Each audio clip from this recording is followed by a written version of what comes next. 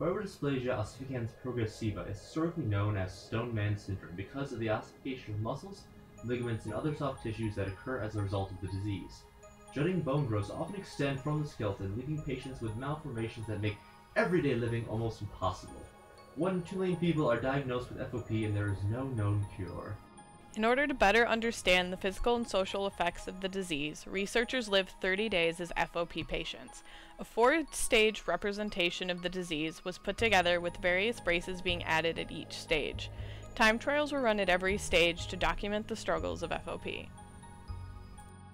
The time trials run were getting in and out of bed, a trip from Holmes Hall to Acres, getting into a vehicle, and folding laundry.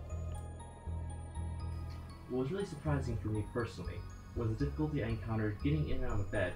It really makes you appreciate the simple things in life that we as able-bodied people seem to take for granted. Getting into a vehicle became most noticeably difficult at our stage 2 of the disease when the knee joint restriction was added. The inability to bend the leg at the knee made it very hard to get the straightened leg into the vehicle since the door only opened up so far. The strain on the body caused by simply getting into the car would put an individual with FOP at risk for further ossification if any slight injury were to occur. An individual with FOP would need assistance when getting into the car once the disease progressed past minor ossification of joints. When the disease has further progressed and the individual has limited mobility or has reached the stage of the disease where they are completely locked in place and are either in a permanent standing or sitting position, a specialized vehicle will be needed to accommodate them.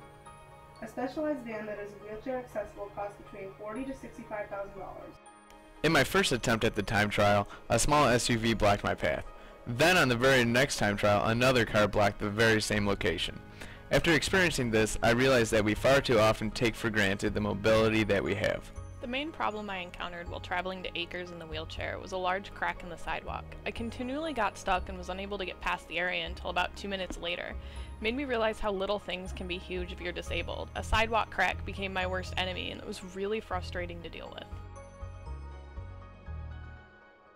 A t-test of our time trials revealed that our trip from Holmes to Acres, as well as climbing into bed, took significantly longer at stage 2 of the disease, yielding p-values of 0.03636 and 0.00833 respectively. Climbing into a vehicle and folding laundry didn't change significantly until stage 3, giving p-values of 0.0085 and 0.04047. After the time trials, we went to the Meridian Mall to see how the disease affects us and those around us in a social setting. At the mall, I had to sit alone in the food court, and I felt really self-conscious and exposed. I felt like everyone was staring at me and taking pity on me that I felt I didn't deserve. At Meridian Mall, I was unable to access many aisles in the stores we visited due to the narrow pathways. Among the many frustrating circumstances in which I was unable to maneuver around and access certain parts of stores, the most upsetting experience was when I tried to go to the store Hollister. I was completely unable to enter the store at all due to the fact that the entrance had stairs. I had a very positive experience in Yonkers when I approached a group of sales representatives and asked if they could check for a shoe in my size. One of the young women immediately went to retrieve the shoe, and when she returned, helped me remove my shoes and try on the new ones. She showed no discomfort or hesitation in helping me. She told me to just let her know what I could and could not do, and that she would help me since I was clearly in a position that limited my mobility. Even when I was not simulating FOP, just by walking with the person who had the disease, I felt uncomfortable by the stares and double takes we received from the public. Through our personal experiences, we came to realize that living with FOP would be impossible without constant care. Clearly, getting around from place to place requires assistance, but even the simplest of tasks cannot be done by many individuals with FOP, such as cleaning themselves, preparing meals, or simply getting dressed.